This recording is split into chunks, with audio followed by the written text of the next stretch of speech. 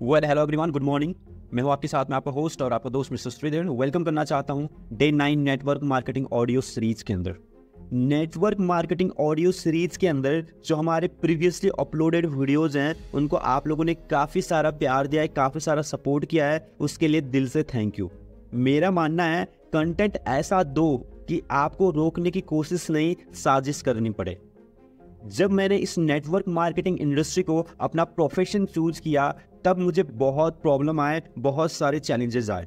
No doubt हमारे senior बहुत अच्छे होते हैं, लेकिन कहीं ना कहीं जो प्रॉब्लम है वो हम फेस कर रहे होते हैं। तो हमारे सीनियर्स उन प्रॉब्लम को समझ नहीं पाते हैं और मोटिवेशन में आपको लटका देते हैं। तो ये जो YouTube चैनल है ये प्रैक्टिकल एक्सपीरियंस के बेसिस पे रहेगा, कोई थ्योरी नहीं। I am not a motivational speaker, I am not a YouTuber, not a WhatsApp graduate student. इसीलिए मैं हमेशा अपने वीडियो में बोलता हूँ मैं हूँ आपके साथ में आपका होस्ट और आपका दोस्त। आज की इस डे 9 की वीडियो के अंदर हम लोग डिस्कस करने वाले हैं ABCD इन नेटवर्क मार्केटिंग। देखो दोस्त, होता क्या है, नेटवर्क मार्केटिंग जर्नी को शुरू करने से पहले आपको अपने ABCD क्लियर करना पड़ेगा। और ये जो ABCD आज मैं इस वीडियो के अंदर बताने वाला हूँ ये आपको पूरे YouTube के अंदर कहीं पे भी किसी भी वीडियो में नहीं मिलने वाला है। तो सबसे पहले वीडियो को लेंदी नहीं करते हैं, शॉर्ट में इस वीडियो को समझने की कोशिश करते हैं। सबसे पहले आता है आपका A। अगर आप नेटवर्क मार्केटिंग इंडस्ट्री को चूज कर रहे हो देन A स्टैंड्स फॉर आपका एटीट्यूड। अब एटीट्यूड मतलब आप ये मत समझना कि पर्सन के अंदर घमंड होना चाहिए, ईगो होना चाहिए, है ना, वो वाला एटीट्यूड की बात हम इस वीडियो में नहीं कर रहे हैं। एटीट्यूड का मतलब होता है हर एक सिचुएशन को देखने का नजरिया। यानी कि एक वही सिचुएशन है जिसमें आप नेगेटिव रिएक्ट कर सकते हैं और एक वही सिचुएशन है जिसमें आप पॉजिटिवली भी रिएक्ट कर सकते हैं। फॉर एग्जाम्पल, अगर आपको ये बिजनेस शुरू करना है और आपके पास में पैसा नहीं है, कहते हैं कि सर मुझे काम स्टार्ट करने के लिए, मुझे बिजनेस स्टार्ट करने के लिए मेरे पास में पैसे नहीं है।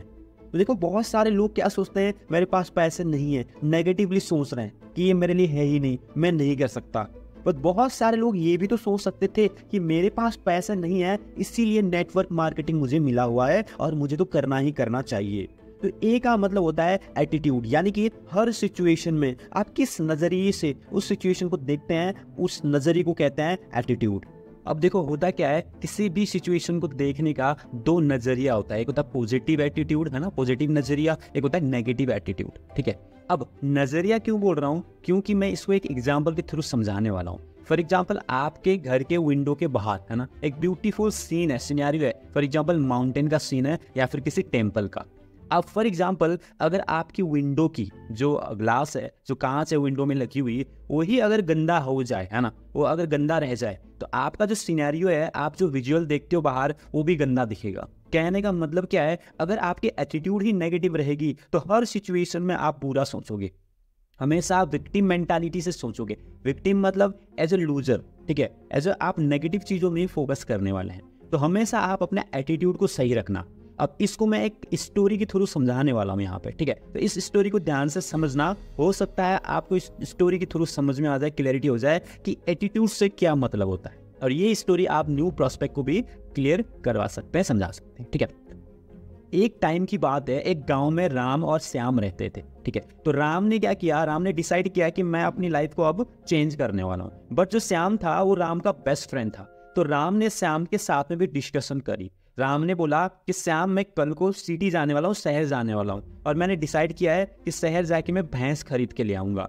और होता क्या है, हम भैंस को पालेंगे, फिर दूध निकालेंगे, दूध बेचेंगे, है ना, फिर पनीर बेचेंगे, जो पैसे आएंगे उससे हम दूसरे भैंस खरीदेंगे, फिर 3, फिर 4, फिर 5, है ना, फिर खुद की डेयरी खोलेंगे, खुद की कंपनी खोलेंगे और ऐसे हम पैसे कमाएंगे। तो मैं कल मॉर्निंग में, कल सुबह ऑलमोस्ट 7 बजे मैं शहर जाने वाला हूँ। तुझे भी अगर अपनी ज़िंदगी चेंज करनी है, मेरे साथ में काम करना है, तो तू भी रेडी हो जाना, यहीं पे इसी जगह पे हम मिलते हैं। तो अगले दिन होता क्या है, राम भी पहुंच जाते हैं ना, श्याम नहीं पहुंच पाता है। तो राम थोड़े टाइम वेट करते हैं बट श्याम लौट के आते नहीं है। तो राम डिसाइड करते हैं कि अब मैं अकेले जाता हूँ शहर और भैंस लेके आ जाता हूँ, है ना। अब राम गए शहर जाने के बाद उनको फील होता है कि जितना बिजनेस गाँव में हो सकता है, दूध का बिजनेस, है ना, उससे कहीं ज़्यादा शहर में हो सकता है। क्यों? क्योंकि गांव में तो गाय भैंस होते हैं बट शहरों में नहीं होता है। तो राम डिसाइड करते हैं कि मैं शहर में ही, है ना, अपना भैंस का बिजनेस करना शुरू करता हूँ। तो उन्होंने एक भैंस खरीदा, उसको पालन पोषण करी और फिर दूध निकाल के बेचने लगे। फिर उस धीरे धीरे पैसा आया, फिर एक भैंस से 2 भैंस हुए, 3 हुए, 4 हुए, 5 हुए, 6 हुए और कुछ ही सालों के अंदर देखते देखते राम बहुत ज़्यादा अमीर बन गया। और फाइनली एक दिन डिसाइड करते हैं कि मैं गाँव जाऊँ, है ना। गाँव जाते हैं 3-4 साल बाद और सोचते हैं कि जो मेरा फ्रेंड है, जो मेरा श्याम है, मैं उससे मिलता हूँ, है ना। लेकिन होता क्या है, जो श्याम है उसी तरीके से उसी गांव में वही जिंदगी वो जी रहा था। फिर दोनों की मुलाकात के बाद राम बोलते हैं कि जिस दिन मैंने तुझे बोला था, है ना, भैंस खरीदने जाएंगे, उस दिन तू आया क्यों नहीं? मैं उस दिन चला गया और आज देख मेरी जिंदगी कैसी है और तू वहीं गाँव में रह गया। तो वहां पर राम बोलते हैं तू आया क्यों नहीं? तो श्याम पता है क्या बोलता है? श्याम बोलता है मैं घर में गया, मैंने पापा को पूछा कि मैं ऐसे ऐसे करने वाला हूँ, भैंस खरीदेंगे, है ना, फिर दूध निकालूंगा, फिर बेचूंगा, फिर पैसा आएगा, फिर 1 भैंस, 2 भैंस, 3 भैंस, ऐसे करके हम अमीर बनेंगे। पता है मेरे पापा ने क्या बोला? मेरे पापा ने बोला अगर भैंस मर गई तो इस चीज़ को सुन के मैं कल नहीं आया, मतलब उस दिन नहीं आया। तो श्याम बोलता है कि मुझे मन में ये चीज़ था, ये डर था कि अगर भैंस मर गई तो, है ना। अब वहाँ पे होता क्या है कि राम उसको समझाते हैं, तूने भैंस मर गई तो ये समझ के नहीं आया, लेकिन तूने क्यों ये नहीं सोचा कि भैंस नहीं मरी और हम अमीर बन गए तो। इस स्टोरी के थ्रू आपको ये समझना चाहिए कि एक सिचुएशन ऐसा होता है जहाँ पे आप नेगेटिव भी सोच सकते थे, पॉजिटिव भी सोच सकते थे, बट इंसानी फितरत है, हम ज़्यादातर पॉजिटिव चीज़ को छोड़ के नेगेटिव चीज़ के अंदर देखते हैं, सोचते हैं, है ना। तो एटीट्यूड सही रखने का मतलब क्या है? आप हर परिस्थिति में, हर सिचुएशन में पॉजिटिवली सोचना शुरू करो। अगर नेटवर्क मार्केटिंग है तो इसको भी पॉजिटिवली लेना शुरू करो, है ना। यहाँ पे अब कुछ लोग होते हैं वो बोलते हैं सर नेटवर्क मार्केटिंग में बंदे ज्वाइन करने पड़ते हैं, इस कंपनी के प्रोडक्ट बहुत महंगे हैं। किस पे फोकस कर रहे हैं? नेगेटिव चीज़ों पे। ये तो जी विदेशी कंपनी है ना, काफ़ी सारे लोगों ने करके छोड़ चुके हैं, मेरे मतलब का काम नहीं है सर, मैं इंजीनियर हूँ और कहाँ ये नेटवर्क मार्केटिंग, ये मेरा फील्ड नहीं है ना, इस चीज़ पे फोकस कर रहे होते हैं। तो मैं हाथ जोड़ के आपके साथ में रिक्वेस्ट करता हूँ, अगर आप नेटवर्क मार्केटिंग जर्नी को शुरू करना चाह रहे हो तो आपका एटीट्यूड सही होना चाहिए, यानी कि आप विक्टिम मेंटालिटी का कभी मत बनना। हमेशा हर सिचुएशन के अंदर आपको पॉजिटिवली रिएक्ट करना है, आपको पॉजिटिव चीज़ें देखनी है, क्योंकि कहा जाता है कि भगवान जो भी रास्ता आपको दिखाते हैं उसमें कुछ ना कुछ अच्छाई छुपी होती है, ठीक है। तो हमेशा आपने एटीट्यूड को सही रखना है, यानी कि ए सिखाया मैंने भी आपको। तो इससे आता है आपका बिलीफ सिस्टम। अब ये बिलीफ सिस्टम क्या होता है? बिलीफ सिस्टम का मतलब होता है आप अपने आप पे कितना बिलीव करते हो, ठीक है। अब होता क्या है, आपने जर्नी को ठान तो लिया शुरू करने के लिए, बिजनेस करने के लिए, है ना, लाखों रुपए कमाने के लिए, नेटवर्क मार्केटिंग करने के लिए और अपनी लाइफ को कंप्लीटली 360 डिग्री चेंज करने के लिए, बट क्या आपको खुद के ऊपर बिलीव है? 90% लोग क्यों फेल हो जाते हैं? क्योंकि उनको, है ना, खुद के ऊपर बिलीव नहीं होता है मैं इस काम को कर भी पाऊंगा या नहीं। आपने एक फिल्म देखा होगा डॉन, है ना, वहां पे शाहरुख खान बोलते हैं डॉन को पकड़ना मुश्किल ही नहीं नामुमकिन है। डॉन, अगर मैं तुम्हारे साथ पकड़ा गया? रिलैक्स दीवान, डॉन को पकड़ना मुश्किल ही नहीं नामुमकिन है। देखो इस बंदे का बिलीफ सिस्टम देख लो कि मुझे कोई भी पर्सन नहीं पकड़ सकता है, पकड़ना मुश्किल ही नहीं नामुमकिन है। इस तरीके से आपको अपना बिलीफ सिस्टम पे स्ट्रॉन्ग रखना है। अब होता क्या है, अगर आप अपने आप पे बिलीव नहीं करोगे तो हजारों आदमी आके आपको बोले तू कर सकता है, तब भी आपको अंदर से एक डर सता रहा होगा कि शायद मैं ये गलत बोल रहा है। मैं आके आपको हजारों ट्रेनिंग दे दूं, जब तक आप अपने अंदर से एम्पावर फील नहीं करोगे तब तक कुछ भी नहीं होने वाला। और जब तक आप अपने ऊपर सेल्फ बिलीव नहीं करते हैं तब तक भगवान भी आपको हेल्प नहीं कर सकते हैं। इसीलिए मैंने इस वीडियो की स्टार्टिंग में आपको बताया था, कंटेंट ऐसा दो कि आपको रोकने की कोशिश नहीं, साजिश रची जानी चाहिए, ठीक है। ये मेरा बिलीफ सिस्टम है, बिकॉज आई नो दैट 2 साल के अंदर मैंने जो एक्सपीरियंस लिया है ना, प्रैक्टिकली, है ना, फील्ड के अंदर उतर के धक्के खा के ऑब्जेक्शन को सामना करके नो सुन के आज जो मैं पर्सन बना हूं, जो मेरा कम्युनिकेशन है, जो मेरा मास्टर ऑफ साइकोलॉजी है, उस हिसाब से मैं आपको सिखा पा रहा हूँ। And I believe that this is best. अभी भले ही सब्सक्राइबर्स नहीं है, अभी भले ही लोग वीडियोस नहीं देखते हैं, लेकिन एक दिन ऐसा होगा लोग मेरे साथ मिलने के लिए घंटों लाइन पे खड़े रहेंगे। बड़ी बड़ी कंपनियां मेरे से ट्रेनिंग करवाने के लिए अपॉइंटमेंट लेंगी। ये दिन भी एक दिन आने वाला। That's my belief system.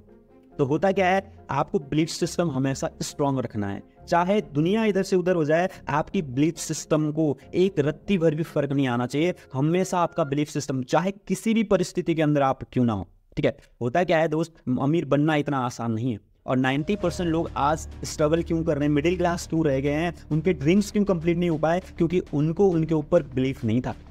तो आप मुझे नीचे कमेंट करके बताओ, क्या आपको खुद के ऊपर बिलीफ है? अगर आपको खुद के ऊपर बिलीव है, देन आता है third point, that is C यानी कि कमिटमेंट।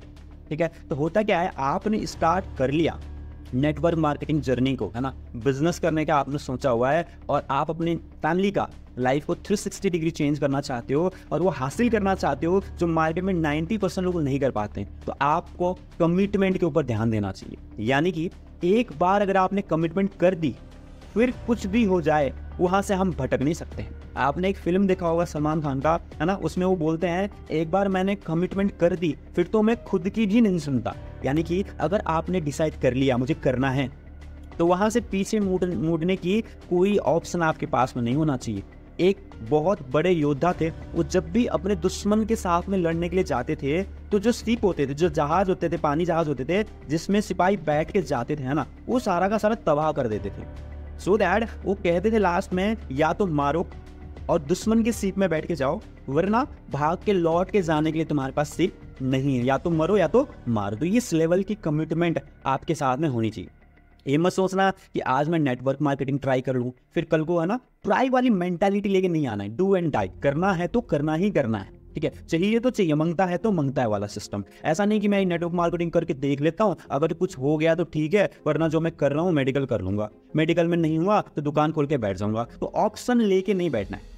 ऑप्शन यानी कि आपको जाना है दिल्ली, और दिल्ली जाने के लिए अगर आप 4 रोड में चल रहे हो, हर बार 4 रोड में 4-4 किलोमीटर चल के वापस आ रहे हो, देन आप कहीं पे भी नहीं पहुंचोगे। तो कमिटमेंट करना है कि अगर मैं नेटवर्क मार्केटिंग जर्नी को शुरू करूंगा तो टिल सक्सेस, यानी कि जब तक सक्सेस नहीं हो जाऊं, पीछे मुड़ के नहीं देखने वाला हूं, चाहे मेरे घर परिवार रिश्तेदार समाज सोसाइटी देश ही मेरे खिलाफ क्यों ना हो जाए। ठीक है, तो कमिटमेंट आपका बहुत ज्यादा स्ट्रांग होनी चाहिए।